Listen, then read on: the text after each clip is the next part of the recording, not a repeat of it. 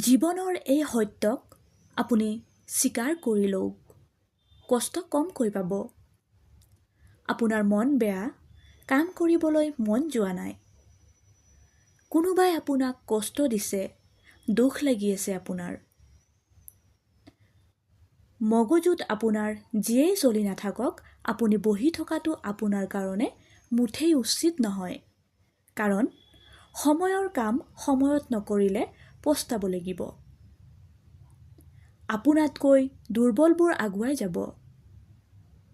Number 2, সদায় টকাতকৈ নিজৰ স্বাস্থ্যক আগস্থান দিব। আপুনি যদি শৰীৰটোৰ যতন নলয়, শৰীৰ ৰুগ্ন হ'লে পৃথিৱীখন ইমান আগুৱাই যাব যে আপুনি মিলাবলৈ বহুত কষ্ট পাব।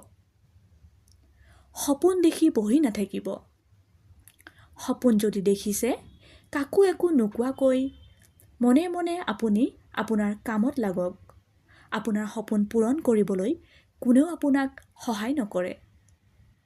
নিজেই আপুনি আপোনাৰ প্ৰথমটো খোজ আপুনি দিব লাগিব। বাকী আপুনি ভালেই থাকিব, সুস্থ হৈ থাকিব। ধন্যবাদ।